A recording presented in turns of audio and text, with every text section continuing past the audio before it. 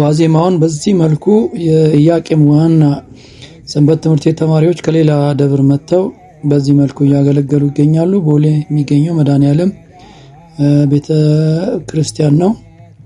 ህዝበ ክርስቲያኑም በዚህ መልኩ እየተከታተለ ይገኛል። የማህሌት ሰዓት እስኪደርስ ድረስ በዚህ መልኩ ነው ቆይታ የነበረንና በጣም ውብና ማራኪ እንደነበረ ነው ቦታው ተገኝቼ ያየሁት። እናንተም እንድትካፈሉ ነው የጋበዝኳችሁ። ውድ የቆሮንቶስ ሚዲያ ተከታታዮች እንደምን አላችሁ? እንኳን በያላችሁበት ቦታ ሁሉ ሰላም እግዚአብሔር ከእናንተ ጋር ይሁን፣ አሜን። የኢትዮጵያ ኦርቶዶክስ ተዋሕዶ ቤተክርስቲያን እምነት ተከታዮች በሙሉ እንኳን አደረሳችሁ፣ እንኳን አደረሰን። ከሰዎች ሁሉ ከፍ ያለ ክብር ያለው ከሴቶች ከተወለዱት ሁሉ ከእርሱ የሚበልጥ የለም፣ በሰማይ የሚኖረው እርሱ ይበልጠዋል የተባለለት ክርስቶስ ከመወለዱ 6 ወር ቀድሞ የተወለደው መጥምቀ መለኮት ቅዱስ ዮሐንስ ሰኔ 30 ልደቱ ነው።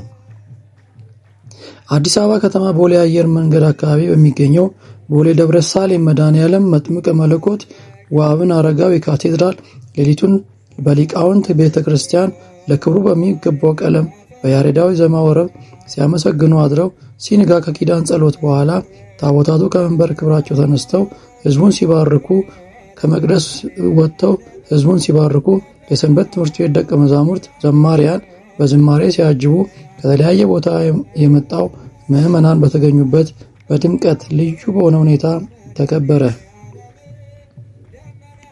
ዮሐንስ መጥምቀ መለኮት በክርስትና ታሪክ እጅግ ታላቅ ስፍራ ያለው ቅዱስ ሰው ነው። አዲስ ኪዳንን በመግለጥ እኛ ኦርቶዶክሳውያን ክርስቲያኖች ልጅነትን የምናገኝበትን ከምስጢራት ክፍል አንዱ ሥርዓት በእርሱ አማካይነት ተፈጽሟል። ቅዱስ ዮሐንስ መጥምቅ ወላጆቹ ካህን ዘካርያስና ቅድስት ኤልሳቤጥ ናቸው። ኤልሳቤጥ የእመቤታችን አክስት ስትሆን በጊዜው ሁለቱም አረጋውያን ስለነበሩ ልጅ የመውለድ ተፈጥሯዊ ሁኔታ ላይ አልነበሩም እና መልአኩ ቅዱስ ገብርኤል እንደተለመደው ካህኑ ዘካርያስ ቤተ መቅደስ እያጠነ ሳለ ተገልጦ ልጅ እንደሚወልድ ቢነግረው ማርጀቱን በመግለጽ እንዴት ይሆናል ብሎ በመመለሱ መልአኩ ተቆጥቶ ገስጾት ነበር። ይህንንም በመጽሐፍ ቅዱስ ስናየው ሉቃስ 1 ቁጥር 20 ላይ እነሆም በጊዜው የሚፈጸመውን ቃሌን ስላላመንህ ይህ ነገር እስከሚሆን ድረስ ዲዳ ትሆናለህ፣ መናገርም አትችልም አለው። መጥምቁም ጊዜው ሲደርስና ትንቢቱ ሲፈጸም መጽሐፍ ቅዱስ በነገረን መሰረት በይሁዳ ኮረብታማ አገር ውስጥ ተወለደ። ካህኑ ዘካርያስም መጥምቁ ከተወለደ በኋላ እንደ እግዚአብሔር ፈቃድና ቸርነት በምልክት ብራና አምጡልኝ ብሎ ስሙን በብራና ላይ ዮሐንስ ብሎ ሲጽፍ አንደበቱ ተከፍቶ መናገር መቻሉን መጽሐፍ ይነግረናል። እዚህ ላይ ሌላ የምንማረው ኩነት አለ። እርሱም መላእክት ለማራዳት ሆነ ለቁጣ ወደኛ ይላካሉ። ሁሉንም እንደ ሁኔታው መቀበል ግድ እንደሆነ ያሳያል። ቅዱስ ዮሐንስ በሕፃንነቱ አባቱ ካህኑ ዘካርያስ ሲገደል እናቱ ቅድስት ኤልሳቤጥ ሕፃኑን ይዛ ወደ ዱር ተሰዳለች። እርሷም ብዙ ሳትቆይ ገና ሕፃን ሳለ በማረፏ ከሁለቱም ወላጆች ተለይቶ በምድረ በዳ በዱር ያደገ ታላቅ ቅዱስ አባት ነው። ይህንን መጽሐፍ ቅዱስ እንደዚህ ብሎ ይነግረናል። ሉቃስ 1 ቁጥር 80 ላይ ሕፃኑም አደገ በመንፈስም ጸና፣ ለእስራኤል እስከተገለጠበት ቀን ድረስ በምድረ በዳ ነበረ ይለናል። ስለዚህ በይሁዳ ምድረ በዳ በጾም በጸሎትና በተጋድሎ አደገ። ለአዲስ ኪዳን መንገድ ጠራጊ በመሆን ሰዎችን ወደ ንስሐ እየጠራ ወደ እስራኤል እንደመጣ ይታወቃል።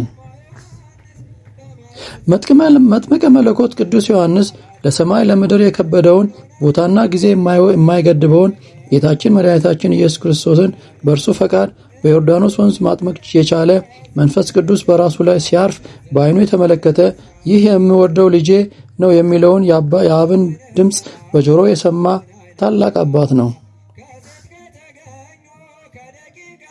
በሌላ መልኩ ይህንን በመጽሐፍ ቅዱስ ስናየው ዮሐንስ 1:24 ላይ በሌላ መልኩ ጌታችን ኢየሱስ ክርስቶስ ለዓለም እንዲህ ሲል ማስተዋወቅ ችሏል። እነሆ የዓለም ኃጢአትን የሚያስወግድ የእግዚአብሔር በግ እያለ የገለጸ ነበር። መጥምቀ መለኮት በበረሃ ሲኖር ምንም ልብስ አልነበረውም። እህልም ያልቀመሰ ልብሱም የግመል ጠጉር እንደነበረ መጽሐፍ ይነግረናል። ማርቆስ 1:6 ላይ ዮሐንስም የግመል ጠጉር ልብስ ለብሶ በወገቡ ጠፍር ታጥቆ ነበር፣ ምግቡም ያንበጣ እና የዱር ማር ነበር ይለናል። ይህ አኗኗር የንስሐ የትሕትናና ከዓለማዊ ምቾቶች መራቅን ያመለክታል። ይህ ለእኛ ትልቅ ትምህርት ነው። በሕይወታችን የራሳችን ፈቃድ፣ ትዕቢትና ፍቅረ ዓለምን ቀንሰን ክርስቶስን በልባችን ውስጥ ልናነግስ ይገባል። የዛሬው መልእክታችን በጸሎት ጽኑ፣ በንስሐ ኑሩ፣ ለሰዎች ፍቅርን አሳዩ፣ በሁሉም ነገር እግዚአብሔርን ቀድሱ። ኢሳይያስ 55:6 ላይ እግዚአብሔር በሚገኝበት ጊዜ ፈልጉት፣ ቀርቦም ሳለ ጥሩት። እግዚአብሔር አምላክ በሰላሙና በጸጋው ይጠብቃችሁ። የመጥምቀ መለኮት በረከትና ረድኤት አይለያችሁ። የዓመቱ ሰው ይበለን። ይቆየን። ወስብሐት ለእግዚአብሔር ወወላዲቱ ድንግል ወለመስቀሉ ክቡር አሜን።